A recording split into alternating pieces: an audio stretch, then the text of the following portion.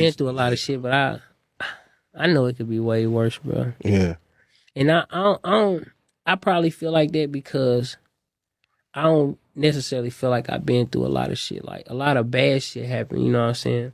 A lot of good shit ain't happened, you know what I mean, that I could kind of shed light on. I understand why they did that. Yeah. They did that to box us in and put us as a group. Mm-hmm. You know what I mean?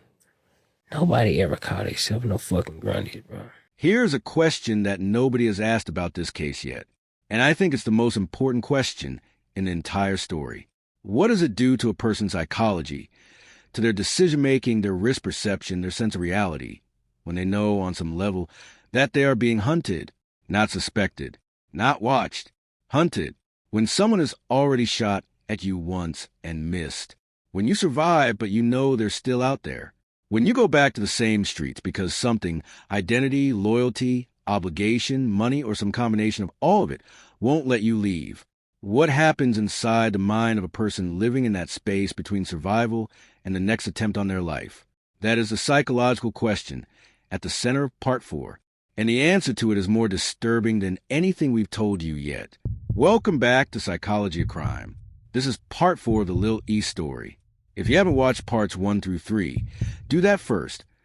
Every layer we've added matters for what we're about to go into. Subscribe. Turn the bell on. Because tonight, we're not just talking about what happened. We're going into the mind of someone who knew what was coming and stayed anyway. And we're going to ask whether the system that shaped that mind bears any responsibility for what it produced. Let's start with a detail from this case that never made it into mainstream news coverage. It came from TikTok, from people inside the Indianapolis community who watched it happen in real time, and it is genuinely chilling once you understand what it means. When Indiana State Police executed their search warrant on that East Washington Street house in September 2023, the raid where Lil E climbed out of the attic window, the investigation that produced that warrant wasn't a quick operation. A confidential informant had been making controlled buys at that location over multiple days, between September 3rd and September 6th. And according to community sources who followed the case closely, those buys were conducted using marked money, FBI marked currency, bills whose serial numbers were recorded before they were handed over, so that when the raid happened, investigators could trace exactly where the money went and who had handled it. Let that land for a second. Eric Butler was being bought from with marked federal money while he was simultaneously in the studio working on music, pursuing deals, building the career that his engineer Drew described as always bouncing back bigger and better. He was being watched, traced, and documented by a confidential informant. And he either didn't know or couldn't stop, or had made a calculation that he could survive another legal fight the same way he'd survived every other one. And he was right. The jury acquitted him on every count in February 2025. Not guilty. Marked money. Attic window. SWAT teams. Fox 59 cameras. None of it was enough. He walked. Now here's a behavioral science question that detail opens up in criminology and psychology. There's a well-documented phenomenon called the overjustification effect of success. When a person repeatedly succeeds at something, even something risky, the brain begins to attribute that success not to luck or circumstance, but to personal ability, to skill, to an internal quality that makes them different from people who get caught, who get convicted, who don't walk out of courtrooms not guilty. The more times you beat the system, the more your brain tells you that you will keep beating it, not as a conscious thought, as a deeply embedded belief that shapes every subsequent decision. Eric Butler had beaten the system 4 times by February 2025. The 2015 gang conspiracy case, the 2017 drug charge, the 2018 plea that kept the sentence minimal, the 2025 acquittal on all counts. 4 times. And each victory reinforced the same internal message. I am the kind of person who survives this. That belief doesn't make you stupid. It makes you feel invincible. And feeling invincible in a world that is actively trying to kill you is one of the most psychologically dangerous places a human being can occupy.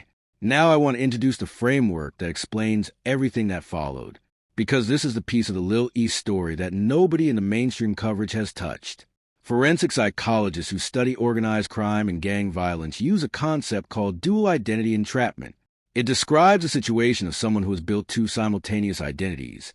In Butler's case, the street figure and the artist, and becomes psychologically trapped between them in a way that makes it impossible to fully commit to either one.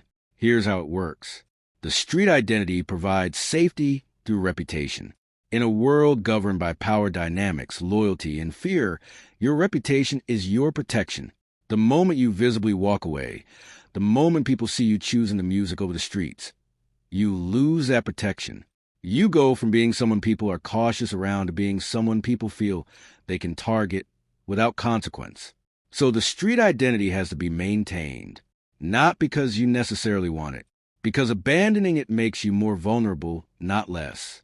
But the music identity creates its own set of pressures, because the closer you get to a real breakthrough, record deals on the table, 100,000 monthly Spotify listeners, 9 million YouTube views on a single song, the more the music world starts expecting you to become that version of yourself exclusively. Labels don't sign people who are going to keep climbing out of attic windows. Industry people don't invest in someone with an open criminal investigation. The music identity demands a clean break too.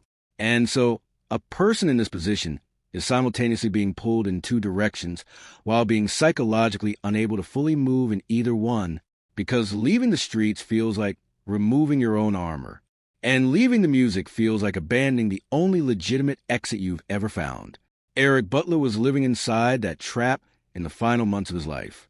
Record deals under consideration, a new song in the works, and simultaneously, according to Community, carrying a $750,000 debt, an alleged $200,000 to $250,000 robbery that had made a lethal enemy, and a territorial presence on the east side that someone wanted eliminated.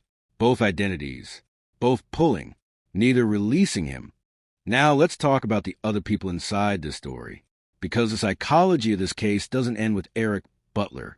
It extends into the people who shaped him, the organization that built the world he operated in, and the system that failed to interrupt the pattern at any of the dozens of moments one could have. Richard Grundy is sitting in a federal prison right now serving a life sentence. He will never leave. But here's what the record shows about the organization he built and what it left behind. Investigators linked the Grundy crew to over 20 unsolved murders in Indianapolis. Over 20. And despite years of trying, the Marion County Prosecutor's Office never convicted a single member of that crew of homicide. Not one murder conviction. Every case collapsed.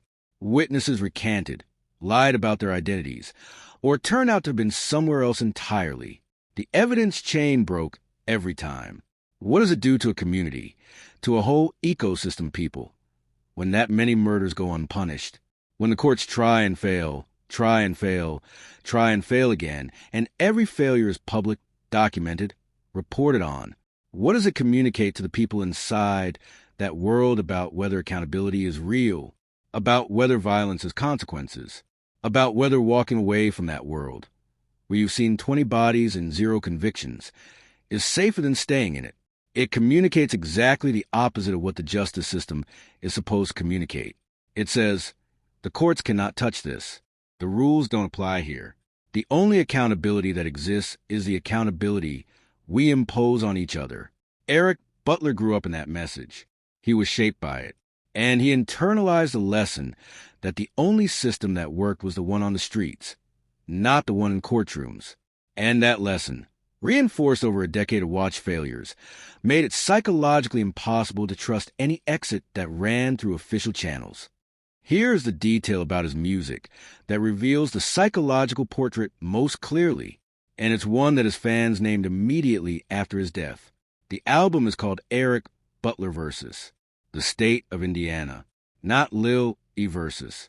The State, Eric Butler, his real name, chosen deliberately, against the entire legal apparatus of the state he was born in. That title is not just a reference to his criminal cases. It's a psychological declaration. It's a man defining himself in opposition to every institution that had ever tried to contain him, and winning. He put that fight in the title of his art. He made his survival the subject of his music. He named himself after his own legal battles and turned them into a cultural identity that 100,000 people monthly chose to stream. That is not the psychology of someone who doesn't know the danger they're in. That is the psychology of someone who has decided that the danger is part of the story. That the confrontation with the system is what makes the art real. And that walking away from the confrontation will make both the art and the person less than what they are. That psychological dynamic, where the danger becomes integral to the identity, is one of the hardest patterns to interrupt from the outside. Because any intervention that asks the person to remove themselves from danger is simultaneously asking them to remove themselves from the thing that defines them, to become someone smaller, someone safer, someone who doesn't make the kind of music that 9 million people watch on YouTube. And here is the tragedy underneath the tragedy. Someone in Indianapolis put a question on the internet after his death that went quietly viral in the community. For words, is Lily the Lil Baby a napdown? Meaning, was he the Indianapolis rapper who had everything it took to break nationally? Who had the talent, the authenticity, the catalog, the fan base? Who just needed the right moment, the right deal, the right alignment? His people believed yes. His engineer believed yes. The record deals on the table suggested that people with money believed yes. He never got to find out. So where does that leave us psychologically? What is the full picture of Eric Butler that 4 episodes of the story have assembled? A man born into an east side of Indianapolis that produced one of the most violent drug organizations in the city's history. A man who rose to a high-ranking position in that organization and watched it get dismantled. Watched Grundy go to prison for life and survived. A man who beat 4 criminal cases over 11 years while simultaneously building a music catalog that gave 100,000 people a reason to press play every month.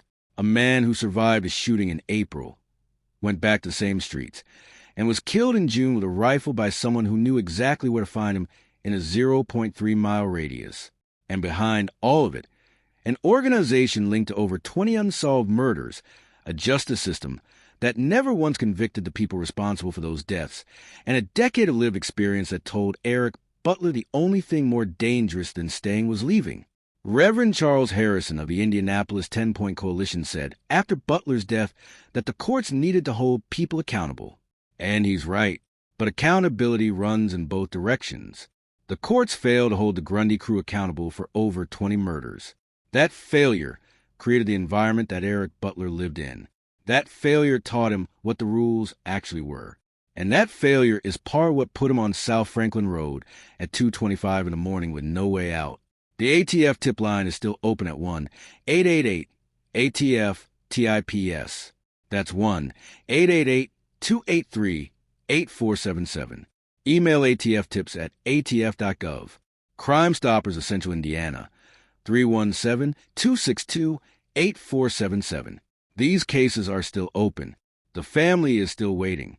Now here's what I want to ask you, and I want you to think about it carefully before you answer in the comments. When someone has been shaped by a world where 20 murders went unaddressed, where the message of their entire adult life was that consequences don't exist, that the courts can't reach this, that walking away makes you more vulnerable, not less, is there continued presence in that world of personal failure? Or is it the predictable outcome of a system that never gave them a reason to believe anything different? And here's the harder version of that question. What would it have actually taken to interrupt the pattern in Eric Butler's life? Not theoretically. Practically, after the first acquittal, after the second, after the April shooting, after the marked money, the attic window, the jury that still said not guilty. What door was actually open that he could have walked through? Because make better choices is not an answer when the choices available to you have been narrowed for decades by forces that nobody chose to address. And the court should have held him accountable is not an answer when the same courts failed to hold 20 murders accountable in the same city, in the same world, over the same decade. That is the psychology of this case. That is the question that Lil E's death forces us to sit with. Not just who killed him, but what built the world that made it inevitable. Drop your answer in the comments. Subscribe to Psychology of Crime. We will keep going until this story has the conversation it deserves. Because Eric Butler deserved better than the world he was given. And so, did everyone on that list of 20.